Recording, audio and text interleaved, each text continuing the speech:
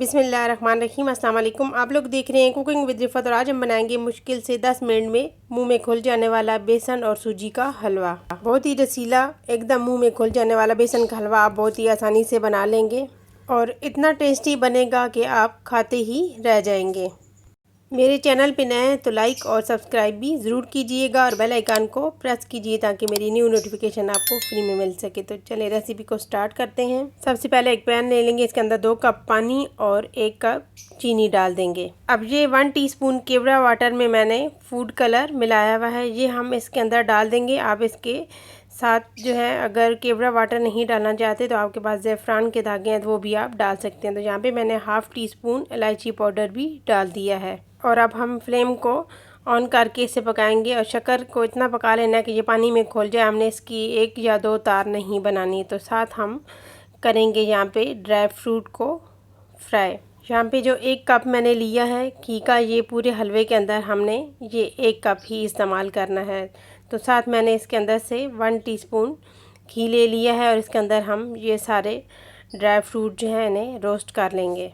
और यहाँ पे आप देख सकते हैं कि ये सारे ड्राई फ्रूट मैंने ले लिए हैं और अब हम इन सारे ड्राई फ्रूट को लो आंच पे फ्राई करेंगे और आपने इन्हें इतना फ्राई करना है कि बस हल्का सा ये फ्राई हो जाए, इनके अंदर से जो पुरानी सी स्मेल आती है ड्राई फ्रूट से वो ख़त्म हो जाए।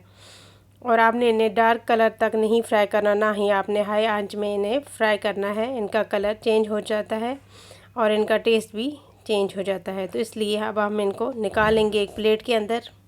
फ्लेम को बंद करने के बाद हमने सारा ये जो ड्राई फ्रूट है इसे निकालेंगे। तो यहाँ पे आप देख सकते हैं कि ड्राई फ्रूट हमारा सारा फ्राई हो चुका है। तो अब हम ले लेंगे एक और बर्तन जिसके अंदर हम हलवा बनाएंगे और अब हम पैन के अंदर ये घी डाल देंगे और जो बाकी 1 से 2 टेबल स्पून है इनको हमने रोक लेना है।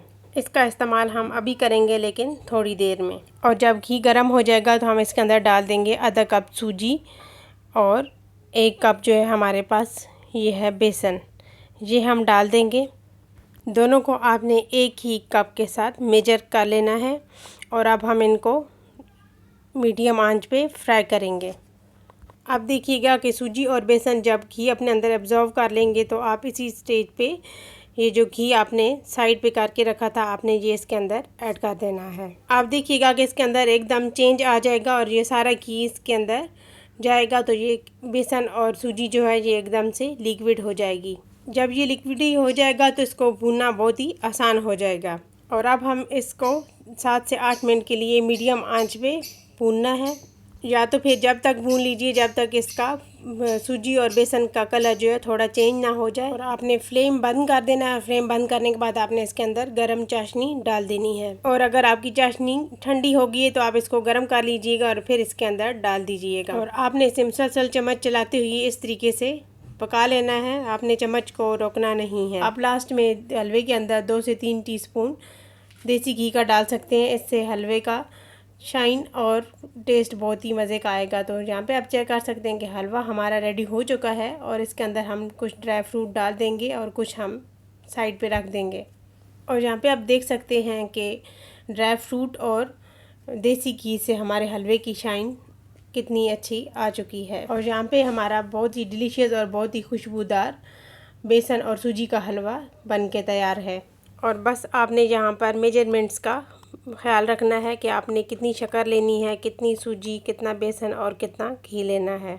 इन सब चीज़ों का जब आप ध्यान रख के हलवा बनाते हैं और जब आप प्यार और मोहब्बत के साथ इसे अच्छा सा भून लेते हैं, क्योंकि इसके लिए पेशेंस चाहिए होती है, तो फिर देखिएगा कि ये हलवा कितना ज़बरदस्त बन के तैयार होता है। और जब आप बना के अपने घर वालों को खिलाएँगे तो आपके घर वाले आपके गीत गाते रह जाएंगे कि वाकई ही बेसन और सूजी का हलवा बहुत ही ज़बरदस्त बना है। तो फाइनली अगर आपको मेरी ये बेसन और सूजी के हलवे की रेसिपी पसंद आई तो प्लीज़ लाइक और शेयर करना मत भूलिएगा। चैनल पे नया तो सब्सक्राइब भी ज़रूर कीजिएगा।